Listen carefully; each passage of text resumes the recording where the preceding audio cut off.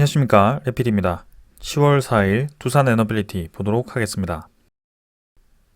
증시 먼저 보겠습니다. 코스피 2.4% 하락했고요. 코스닥은 4% 하락했습니다. 오늘 양증시 크게 하락을 했고요. 최근 근래 대비해서는 가장 큰 하락폭이 아니었을까 싶습니다. 코스피는 2405포인트로 겨우 2400선을 유지를 했고요. 코스닥도 800포인트를 겨우 지키는 모습이었습니다. 외국인 투자자는 4,230억, 기관 투자자가 4,490억 정도를 코스피에서 매도를 하면서 합쳐서 1조 가까이를 매도를 했고요. 코스닥은 2,590억, 기관 투자자가 500억 가까이 매도하면서 합쳐서 3,000억 가까이 큰 매도를 했습니다. 코스피, 코스닥뿐만이 아니라 지금 해외 증시 전체가 급락을 이어가는 모습이고요. 니케이 같은 경우는 2.2% 내리면서 어제 이어서 2%대 가까이 하락을 하고 있습니다. 다우 나스닥도 간밤에 1.8%, 1.3% 정도 이렇게 하락을 했고요. 상해 증시는 오늘 휴장이었기 때문에 진행되지 않았지만 장이 열리면 큰 폭으로 하락할 가능성이 높아 보입니다.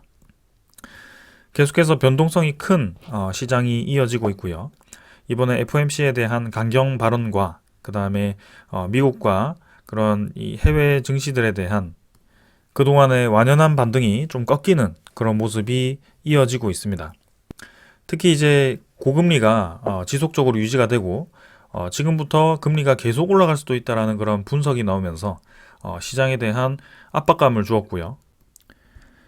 미국에서도 디폴트 이슈가 해결이 되었지만 계속해서 그런 45일 뒤에 다시 한번 디폴트 이슈가 다뤄질 거라는 그런 불확실성과 그 다음에 이번에 미국 하원 의장이 또 이렇게 탄핵이 되면서 공화당과 민주당의 그런 치열한 공방전이 계속 이어질 걸로 또 예상이 되거든요. 그런 상황 속에 이제 미국의 10년물 국채 금리가 이제 2007년 수준까지 치솟으면서 아주 비정상적인 시장에 대한 흐름이 나오기 시작했습니다. 그런 상황들이 지금 기준금리가 올라갈 것으로 예상이 되고 그런 금리 상승에 대한 압박감이 이런 우리나라 증시와 같은 증시가 외국인 이탈과 그런 큰 자금들이 빠지는 동기로 지금 작용을 하고 있습니다. 그래서 조금 더 이제 시간을 두고 지켜봐야 될 것 같고요. 올해 연말에 대한 분위기가 썩 그러기 좋아 보이지는 않습니다. 그래서 이런 급락 자체가 일시적으로 나온다면 좋겠지만 지금 이제 전반적으로 좀 빠지다 보니까 조금 더 시장에 대한 분위기를 살펴봐야 될 것 같습니다. 금리 인상에 대한 동결 분위기가 11월에는 이제 80% 가까이 예상이 되고 있는데요. 그런 동결 분위기 속에서도 시장에 대한 기초 체력을 우려하거나 그런 깜짝 이 상승에 대해서 조금 더 경계를 하는 모습이고요. 그런 미국 10년물 국채 금리가 과하게 올라가다 보니까 거기에 대해서 지금 이 증시가 좀 과하게 빠지고 있는 상황인 것 같습니다. 자, 코스피 차트도 보시면 2400포인트까지 떨어졌고요. 오늘 아랫골이 거의 달지 않고 그대로 수직 낙하를 했습니다. 그래서 추석 연휴까지도 계속 빠졌던 그런 모습이었는데 추석 연휴 끝나고 지금 바로 또 장이 열리자마자 큰 하락이 나왔고요. 2600선 이후로부터 지금 줄곧 떨어져 가지고 200포인트 가까이 빠지는 모습이었습니다. 지금 이런 증시에 대한 이런 하락폭이 나왔다라면 웬만한 종목들이 모두 다 하락을 했을 가능성이 높고요.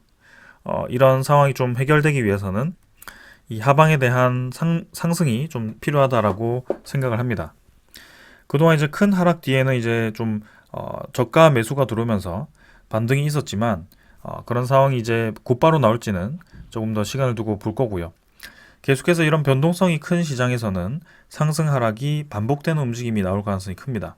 그래서 이전처럼 우리가 이 코로나 터지고 금리를 아주 낮췄을 때처럼 드라마틱하게 주가가 올라가기는 이제는 쉽지 않을 거라고 보고 있습니다. 자, 그래서 여기서 2400선 근처에서 좀 지지를 해주기를 바라면서 조금 더 시간을 두고 지켜볼 필요가 있겠습니다. 일단은 장기적인 이평선까지 이탈을 시키면서 코스피 전체가 무너지는 모습이었습니다. 기관 투자자, 외국인 투자자 모두 다 매도를 했고요. 적지 않은 물량을 지금 뱉고 있습니다. 기관 투자자는 특히 9월 18일부터 해서 줄곧 큼직큼직하게 지금 던지고 있는 상황이고요. 외국인 투자자도 마찬가지입니다. 지금 거의 9월 18일부터 하루도 빠짐없이 이탈을 시키고 있는 상황이고 사실상 9월 초부터 코스피에서 빠져나가고 있습니다.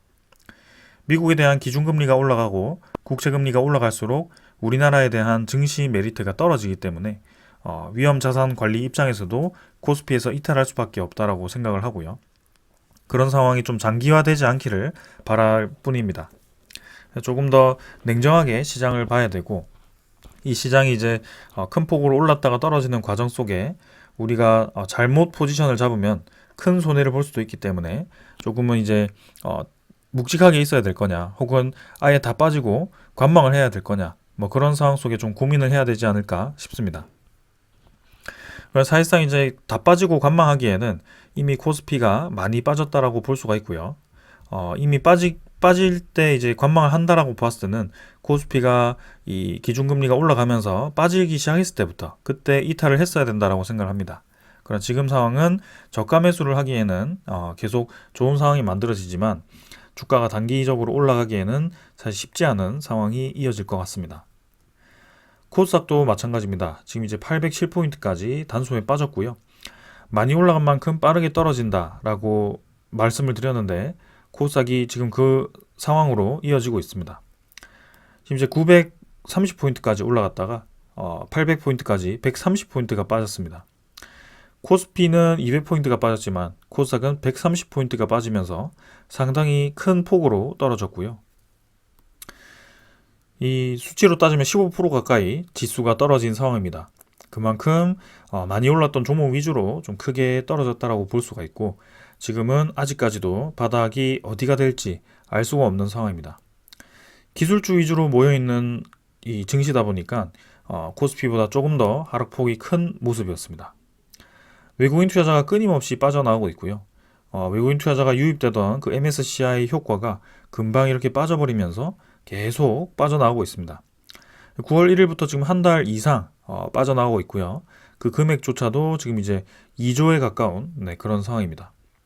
그래서 이런 외국인 투자자에 대한 이탈이 멈출 때까지는 이 증시에 대한 단기 상승이 조금 어렵지 않을까라는 생각이고요. 뭐 반짝 이제 1% 가까이 이런 큰 하락폭에 대해서 기술적인 반등은 할 수 있겠지만 추세의 전환 자체는 조금 더 시간이 필요해 보입니다.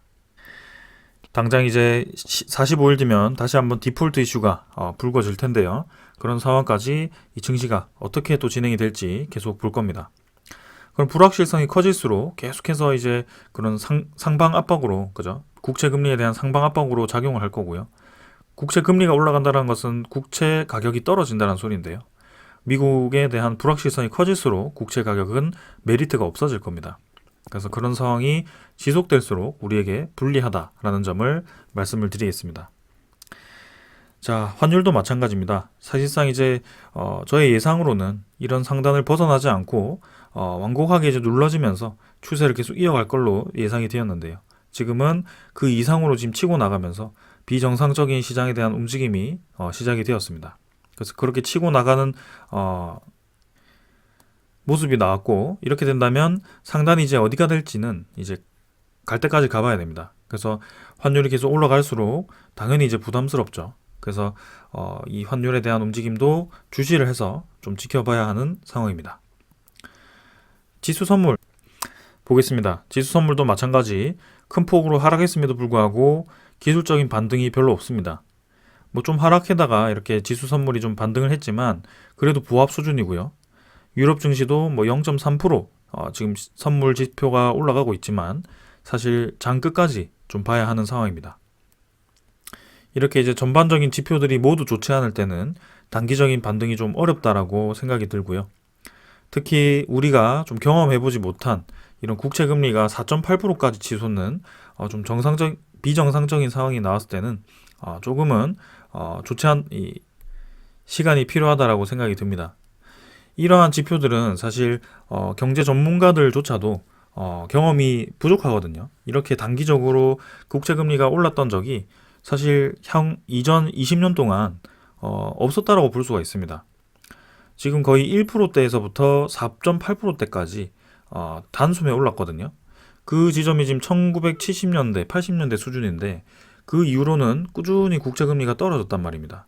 근데 그런 코로나라는 이슈 때문에 과도하게 금리를 떨어뜨렸다가 물가가 너무나도 올라가면서 그런 이 대처가 지금 이 금리 급격한 상승으로 또 이어지다 보니 그런 부작용이 이제 나타나는 것이 아닌가 싶습니다.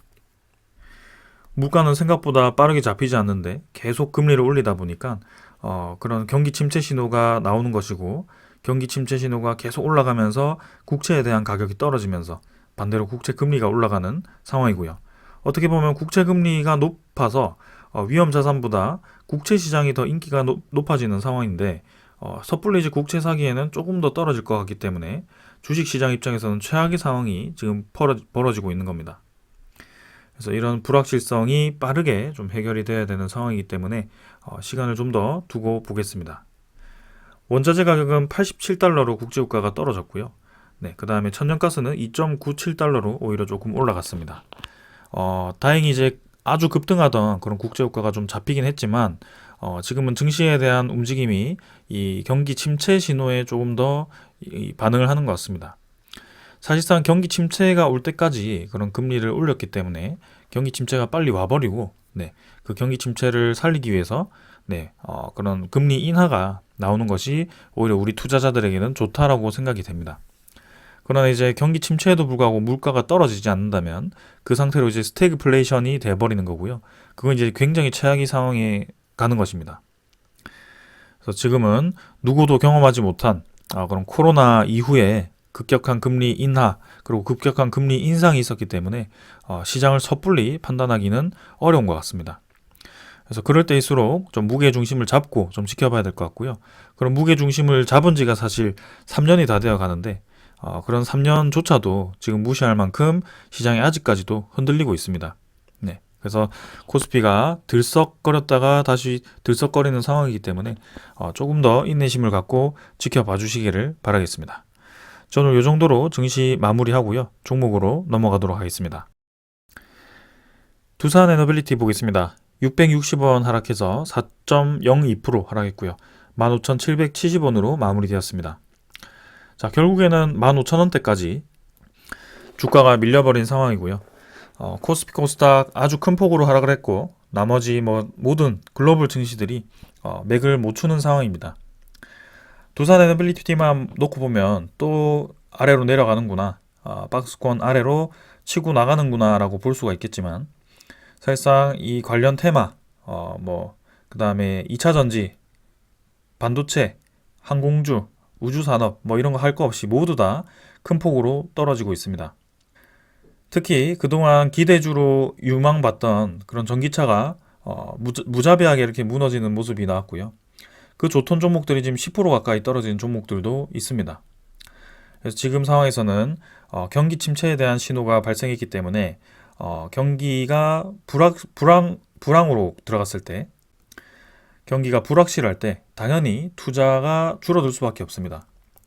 그래서 그동안 투자에 대한 기대감으로 부풀려졌던 그런 종목 위주로 큰 폭으로 떨어질 가능성이 크다라고 말씀을 드리고 있고요.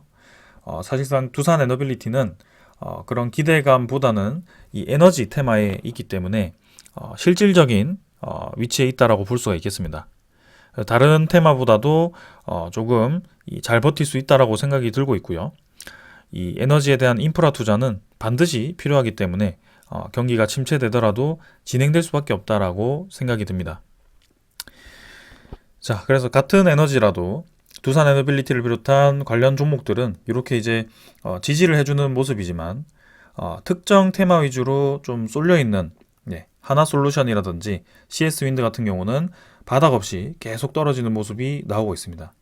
특히 신재생에너지 관련 종목들이 이렇게 큰 폭으로 떨어지고 있고요. 저렇게 경기 침체에 이어서 발전 단가가 높다라는 평가를 받았기 때문에 그런 발전 단가에 대한 이 투자 철회가 조금 압박으로 작용을 한 것 같습니다. 두산에너빌리티는 다행히 그런 특정 에너지에 편중화되지 않고 모든 에너지에 발을 담그고 있기 때문에 사실상 전반적인 에너지 산업이 증가했을 때 충분히 대응이 가능하다라고 볼 수가 있고요. 단순히 기자재, 플랜트 요것에서 끝나는 것이 아니라 모든 산업에 대한 솔루션을 가지고 있기 때문에 서비스업이라든지 PC라든지 기자재 납품이라든지 그런 쪽들이 다 이제 다루고 있기 때문에 이런 상황에 조금 더 체력이 좋을 것 같습니다. 자, 우리가 원하는 대로 지금 진행이 되지 않고 있습니다. 또 한번 이제 바닥을 지지를 하지 않고 이렇게 긴 음봉이 나왔고요. 그래서 오늘 두산 에너빌리티에 대한 하락이 아니라 전반적인 증시에 대한 하락이었다라고 볼 수가 있겠습니다. 그래서 증시 전체가 무너지다 보니까 어쩔 수 없이 무너지는 상황이고요. 저점을 점점 높여가던 패턴이 조금 이제 흐트러지는 모습입니다. 자, 그러나 증시가 적절하게 반등을 할 때 결국에는 다시 빠르게 올라갈 수 있는 하락폭이라고 생각을 하고요. 그런 증시가 하락을 멈출 때까지는 조금 더 하방을 열어둬야 되겠다라는 생각이 듭니다. 그래서 이전에 15,000원 수준까지 떨어졌었기 때문에 만약에 이번 주 내내 증시 분위기가 좋지 않다라고 한다면 15,000원까지도 충분히 떨어질 수 있다라고 생각을 하고요. 웬만해서 이제 그 지점까지 지켜줘야 되겠지만 그 지점 밑으로 떨어진다고 했을 때는 사실상 그때는 코스피가 2100포인트 혹은 그 아래로 떨어지고 있을 가능성이 큽니다. 그때는 이제 정말 공황급의 그런 증시 전체에 타격이 갈 수 있기 때문에 지금 이제 사실상 그런 정도까지는 아니라고 생각을 하는데 일단은 조금 더 봐야 될 것 같습니다. 워낙 변동성이 큰 시장이다 보니 하루하루가 지금 계속 이 흐름이 달라지고 있는 상황이고요. 저런 국채 금리라든지 환율 자체가 예상을 할 수 없을 만큼 빠르게 변동이 되고 있습니다. 그래서 조금 더 우리가 이 시간을 두고 지켜봐야 될 것 같다라는 생각이 들고 있고요. 그동안 이제 수익을 내지 못하고 기회 비용을 날렸다라고 생각을 했을 수도 있겠지만 어떻게 보면 이제 지금 와서는 많이 올라갔던 종목들이 그대로 내려와서 오히려 그 이하로 내려가는 것을 보았을 때는 조금 이 위안이 들지 않을까 싶습니다. 특히 대표적인 종목으로 2차 전지 관련 종목들을 계속 말씀을 드리고 있고요. 한참 이제 두산 에너빌리티가 올라가지 못할 때 2차 전지가 올라갈 때 이 관련 종목들을 언급하시는 분들이 굉장히 많았습니다. 그러나 결론은 그 상승하기 시작했던 그때보다 아래로 떨어지기 시작했고요. 이전에 횡보하던 그 하단 라인까지도 도달을 한 모습입니다. 그래서 결국에는 기대감으로 올랐던 그런 시장이 이제 기대감이 좀 걷어지니까 이렇게 증시가 빠지는 거고요. 두산 에너빌리티 같은 경우는 기대되는 시장 속에 아직까지 움직이지 않았던 상황이다 보니까 생각보다 견고하게 지금 버티고 있는 상황입니다. 어떻게 보면 뭐 견고하게 버티고 있다라고 보기도 어렵겠지만 우리가 계속 보던 그런 가격대이기 때문에 오히려 이 가격대가 익숙하다라고 생각이 들고 있고요. 이 가격이 이제 지금 내려오기까지 사실 기관 투자자가 죽어라 매도한 것도 아니고요.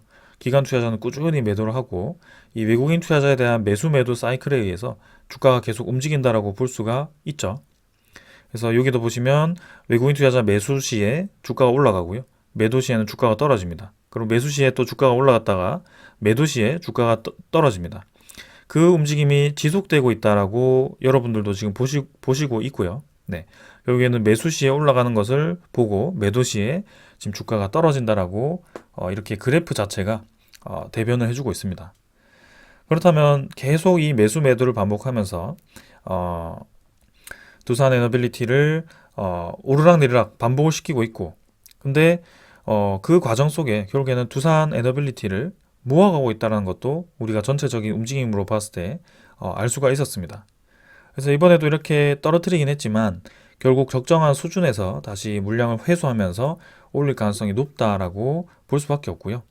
그 내려가는 과정 속에는 공매도가 활용이 된다는 것도 여러분들도 잘 알고 계실 겁니다. 그래서 오늘도 사실 공매도에 대한 공격 때문에 떨어졌다라고 볼 수가 있습니다. 신한증권 45만 주, 모간서울이 35만 주, 그리고 나머지 이 골드만삭스와 JP모간이 매도를 했고요. 그래서 외국인 투자자에 대한 매도 위주로 오늘도 주가가 눌렀습니다. 그러나 공매도가 활용이 되었고 외국인 투자자가 매도를 해서 오늘 4%가 떨어졌지만 사실상 오늘 전반적인 종목들이 다 하락을 했고 그냥 공매도가 드러났을 뿐 결국에는 두산 에너빌리티가 공매도가 없었어도 오늘은 떨어질 수밖에 없는 상황이었다는 것을 이해를 하시면 되겠습니다. 그리고 두산 에너빌리티의 공매도 특징은 주가를 아주 끌어내리면서 공매도를 쌓아가는 것이 아니라 특정 가격대에서 계속 공매도를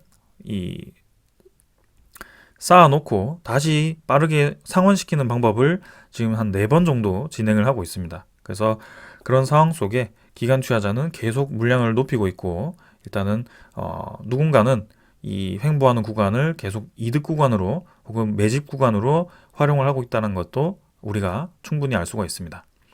그래서 이 상황을 계속해서 주시를 해볼 거고요.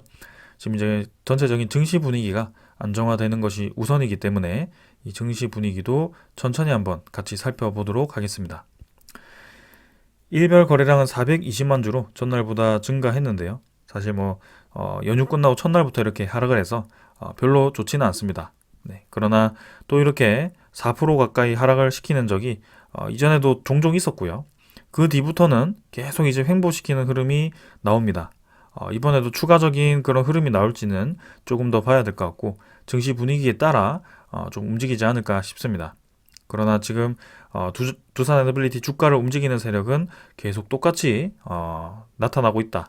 이 외국인 투자자에 대한 공매도의 움직임으로 주가가 가둬지고 있다라고 보시면 되고요. 지금 오히려 가둬지는 것이 괜찮다. 지금 전체적인 증시와 그다음에 전체적인 많이 올랐던 종목들은 아주 그냥 바닥을 깨고 내려가고 있더라라고 이해를 하시면 되겠습니다. 자, 그래서 기관 투자자가 38만 주 매도를 했고요. 외국인 투자자는 108만 주 매도를 하면서 오늘 양매도 좀 크게 나왔습니다.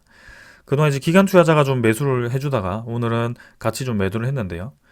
금융투자가 19만 주 매도, 투신이 5만 3천 주 매도, 연기금 투자자가 7만 4천 주를 매도했습니다. 사실 오늘 기관 투자자 중에서도 매수한 세력이 하나도 없이 모두 매도로 접근을 했는데, 일단은 9월 27일까지 주요 매수했던 그 수급은 크게 이탈하지는 않았습니다. 그래서 기관 투자자가 아직까지는 물량을 잘 가지고 있고, 열심히 매수했던 물량 잘 가지고 있고, 앞으로 더 매수를 할지 한번 눈여겨서 보도록 하겠습니다.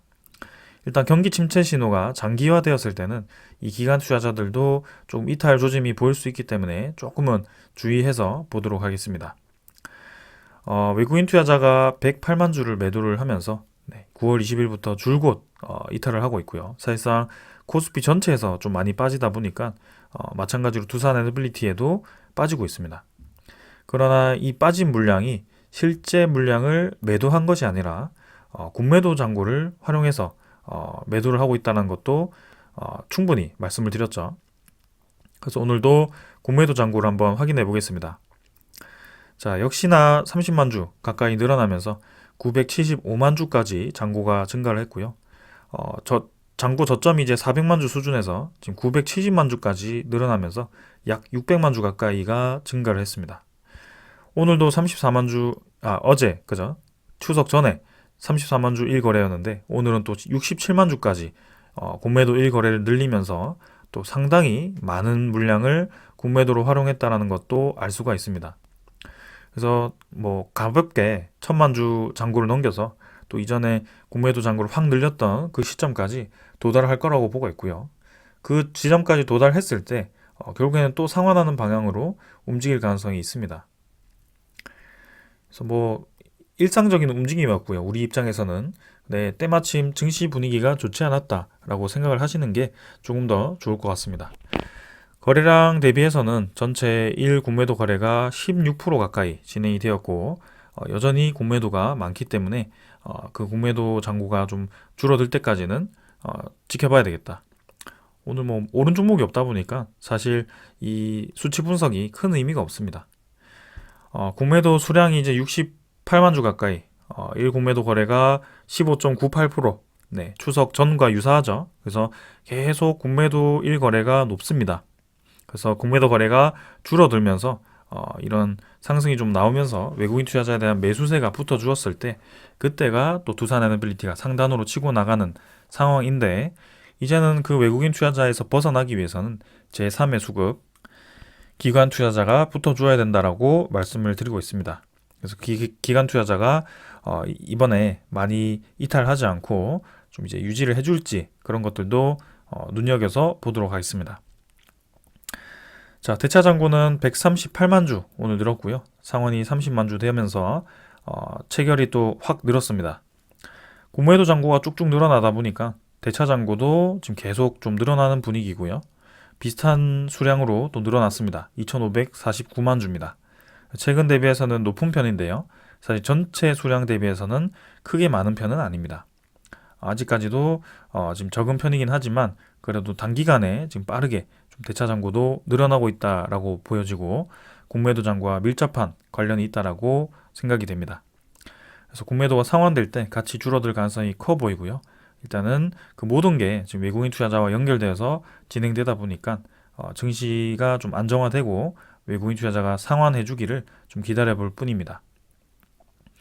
외국인 추적 물량은 108만 주 매도해서 75만 주 매도로 오히려 마지막에 또 매수를 해주었습니다. 그래서 매도량을 줄였고요. 12.72%까지 감소를 했습니다. 사실 우리 예상으로는 12.7% 정도까지 생각을 했는데요. 지금 장 분위기를 보았을 때는 조금 더 빠질 수 있다라고 생각을 합니다. 그러나 사실상 지금 이 외국인 투자자가 매수했다가 매도했다가를 반복하는 그 패턴을 지금까지 보았을 때는 이쯤 해서는 매수가 나왔어야 하는 타이밍이거든요. 근데 지금 장 분위기가 매수가 나올래야 나올 수 없기 때문에 일단 조금 더 보도록 하겠습니다. 그래서 분위기가 개선된다면 당연히 외국인 매수세가 붙으면서 공매도 상환이 시작되지 않을까 싶습니다. 자, 거래원도 아까 확인했고요. 모관서울, 골드만삭스, 메릴린치네요. 네, 이렇게 매도가 나왔고요. 추석 전에도 어김없이 모관서울 매도로 나왔고 최근 60일 동안 모관서울이 620만 주, 신한증권 230만 주 매도하면서 둘만 합쳐도 850만 주, 제피모건까지 900만 주, 1000만 주 가까이 지금 매도를 한 상황입니다. 그만큼 지금 공매도를 활용해서 이 외국인 투자자에 대한 물량이 이 새 증권사로부터 아주 많이 나오고 있다라고 보여지고 그 대부분의 물량이 지금 공매도라고 보시면 되겠습니다. 이 공매도라는 것이 정말 희한한 것이 이 900만 주를 지금 사실상 매도를 때린 건데 공매도를 활용해서 900만 주를 매도를 때렸다고 한다면 사실 내가 900만 주를 가지고 있었을 때 그죠? 900만 주를 내가 현물로 가지고 있다라고 칩시다. 근데 남의 거 900만 주 빌려하다가 공매도를 때렸습니다. 그러면 합계는 이제 마이너스 900만 주 해가지고 우리에게 보여주는 건 외국인 보유율이 0%죠. 근데 실제로는 나는 이 900만 주도 가지고 있고 남의 걸 빌려와서 때린 900만 주도 오히려 가지고 있는 겁니다. 그래서 어떻게 보면 이제 1800만 주를 돌리고 있는 거죠. 시장에서는.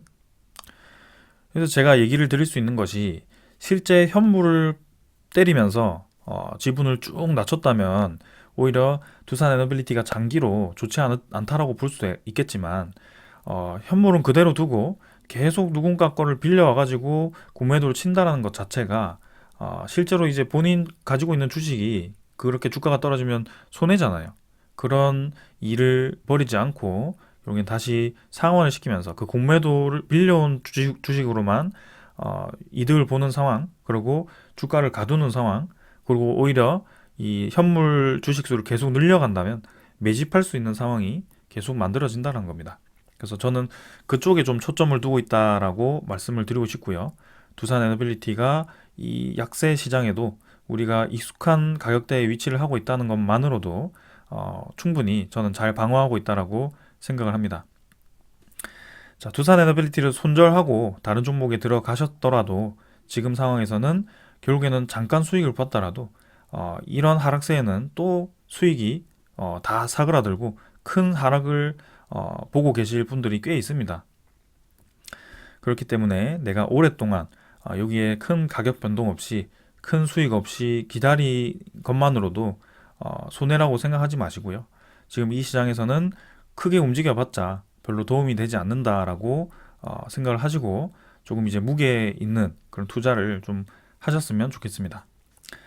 자, 그러기 위해서 이제 제가 계속 어필을 하고 있는 부분들이 있고요.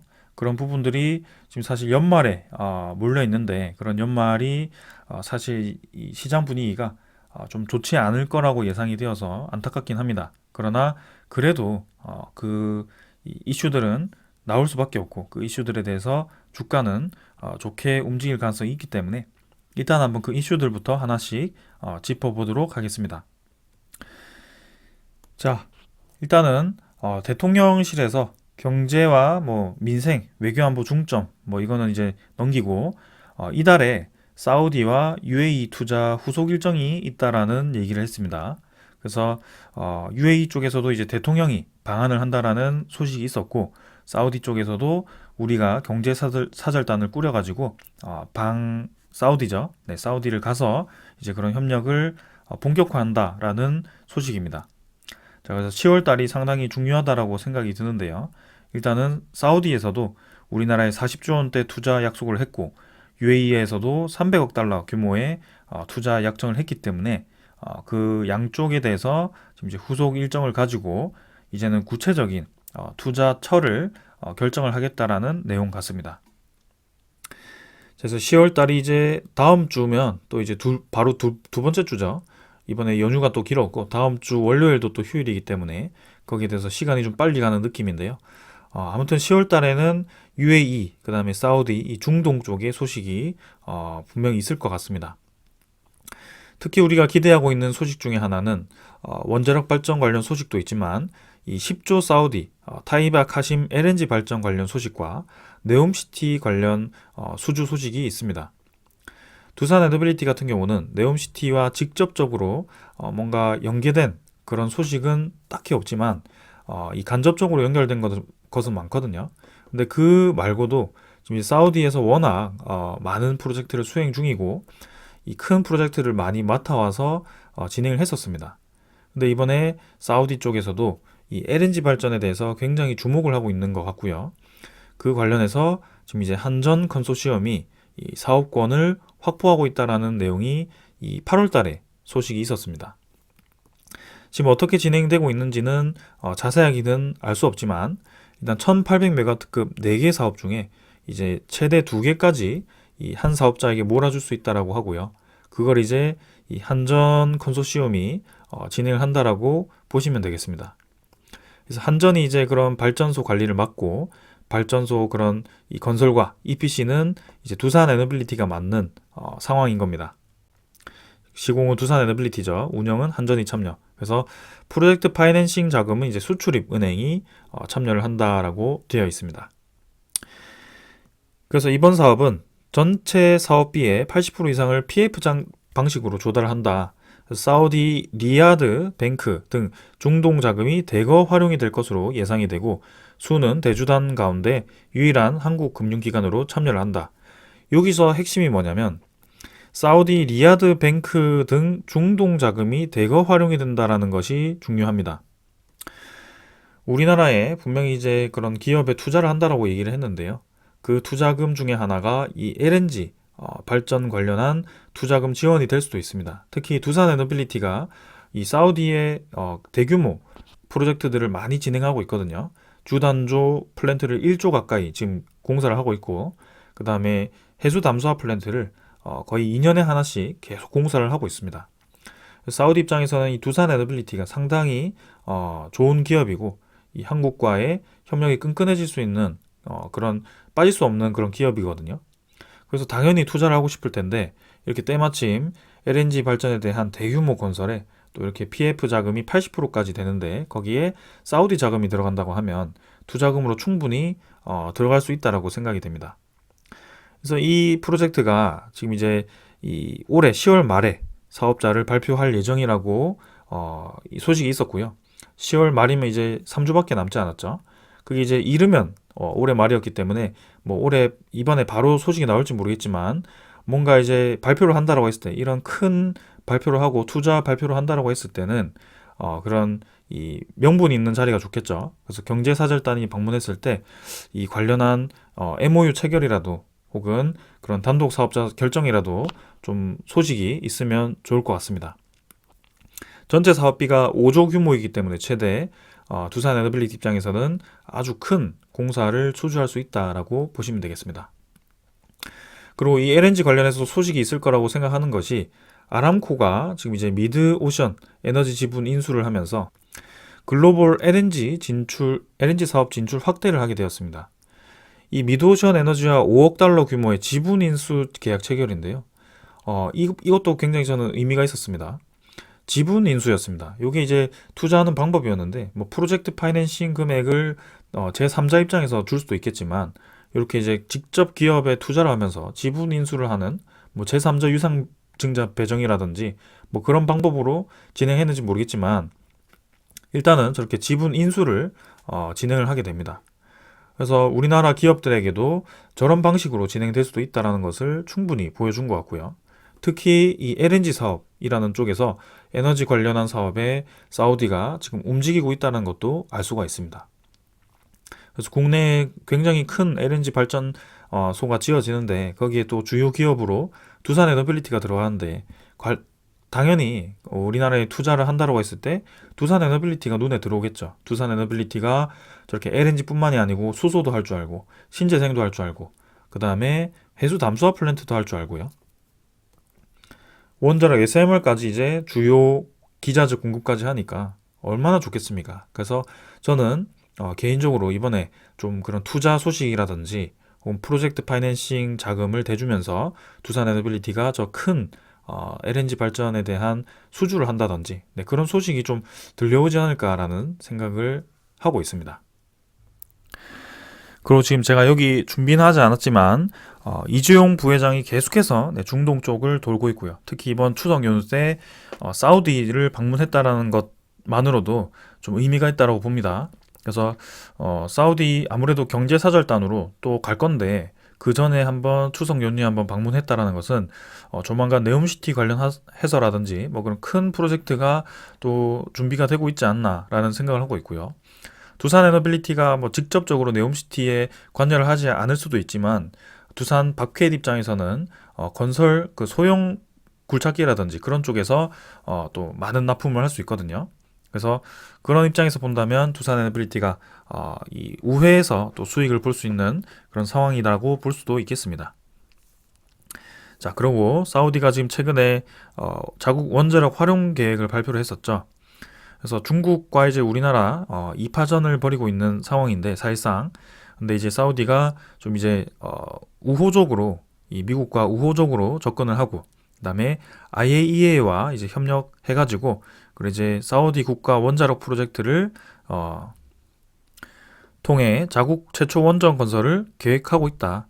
그래서 지역 협력 센터를 건설해가지고 구축해가지고 방사선과 원자력 비상 상태에 대비를 하고 국제 국가 지역 단위의 규제 구축을 위한 그런 인력 양성을 한다. 그래서 핵 비약선 노력의 중요성을 강조를 했다. 이게 이제 굉장히 중요한 소식인 것 같습니다. 지금 사우디가 계속해서 중국과 우리나라의 저울질을 했던 것이 미국과의 그런 이 갈등과 그다음에 우라늄 농축에 대한 이 이벤트 때문이었는데요. 근데 일단은 핵 비확산에 대해서 이렇게 노력을 하고 이 사찰을 받겠다라고 한 것 자체가 이제 미국 쪽에 좀 이제 상당히 양보를 했다라고 볼 수가 있겠습니다. 그래서 여기에서 이제 우라늄 농축까지 허용을 해줄지 미국이 그게 이제 관건인데 거기서 우리나라의 이 사우디 원전에 대한 사업이 결정되지 않을까 싶습니다. 이미 미국 에너지부에서 웨스팅하우스의 그 1400메가와트급 이 소송권을 각하를 시켰죠. 사실 명분상으로는 사우디가 아니고 그 이 웨스팅하우스가 기업 입장으로 민간 입장으로 이렇게 국가에 대한 수출 제한을 할 자격이 없다. 이 권한은 미국의 에너지부 미국 국가 자체에 있다라고 해서 자격 이 문제로 각하를 시켜버렸습니다. 그러나 저는 겉면으로 보았을 때 그랬지만 사실 내심으로는 이제 그런 이 우리나라와의 그런 갈등 관계를 좀 이제 해소시키고 그 다음에 조만간 이 진행될 수 있는 이 프로젝트에 대해서 우리나라를 살짝 밀어주는 것이 아닌가 싶기도 합니다. 1400메가와트급은 웨스팅하우스가 지금 들어가 있지 않은 상황에서 우리나라가 지금 러시아와 중국과 겨루고 있는 상황이거든요. 그래서 미국 입장에서도 우리나라에 우호적으로 정책을 펼칠 수밖에 없는 상황입니다. 그래서 이 모든 상황들이 이제 하나둘씩 퍼즐이 맞춰지고 있는 상황인데요. 일단 조금 더 시간을 두고 좀 지켜봐야 할 것 같습니다. 자, 그리고 이제 아반떼 크기의 뭐 그런 초소형 이 원전에 대해서 얘기가 나왔는데요. 이건 이제 SMR보다도 10분의 1 크기에 대한 마이크로 원자로가 얘기가 나왔습니다. 그래서 사진에 보듯 이런 이제 형태로 이제 5,000명이 쓸 수 있는 전력을 공급하고 안정성이 더 높고, 그죠? 빠르게 이제 설치를 할 수 있다라는 장점이 있다라고 합니다. 그래서 SMR도 이제 대형 원전 대비해서 빠르게 지을 수 있다라고 해서 지금 2년, 공사 기간을 2년으로 보고 있는데요. 지금 이제 이 초소형 SMR은 마이크로 원자로라고 하죠. 요거는 빠르게 한 3일 정도면 된다고 합니다.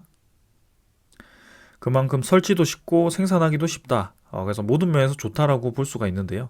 일단은 계속해서 이 원자력 발전에 대해서 모듈이 진보를 하고 있고, 우리가 이 기술에 대해서 계속 개발을 해야 되고 투자를 해야 되는 이유 중에 하나가 이것이 아닐까 싶습니다. 그리고 위험성이 계속 감소를 하고 거기에 대한 대안이 나온다는 것이 저는 핵심 포인트인 것 같고요.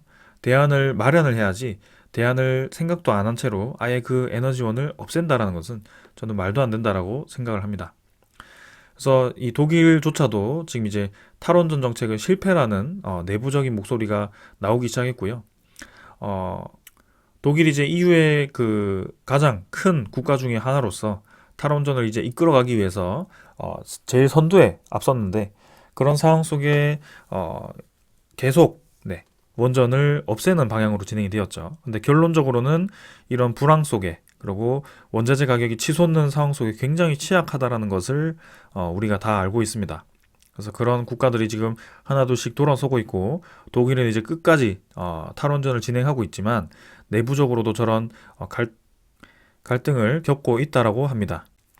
그렇다고 무분별하게 모든 에너지원을 원자력 발전으로 대체해야 된다, 이것도 아닙니다.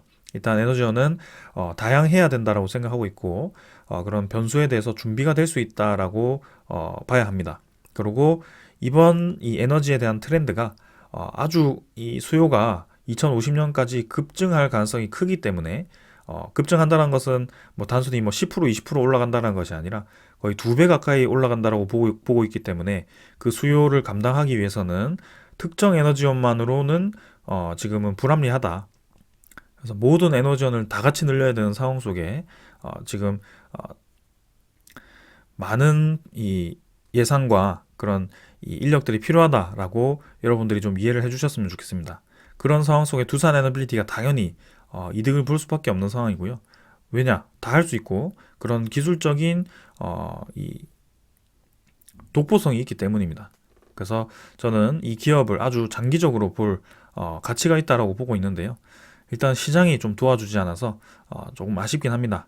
그러나 지금 10월달 일단은 좋은 소식 하나 들려왔으면 하고요.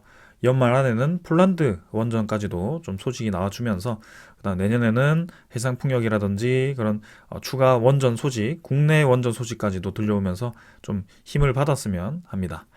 자, 시간이 계속 오래 지체되는 것 같습니다. 분위기가 올라갈 듯 하면 또 떨어지고 올라갈 듯 하면 떨어지고 하는데, 일단은 올해도 뭐 거의 다 간 상황에서 이제 와서 우리가 투자 방향을 바꾸기도 애매한 상황이고, 아까도 말씀드렸지만 지금 두산 에너빌리티 손절하고 어딜 들어가더라도 더 큰 손해를 볼 수밖에 없는 구조입니다. 그렇기 때문에 흔들리지 마시고 조금 더 미래 가치를 보면서 지켜봤으면 하는 바람입니다.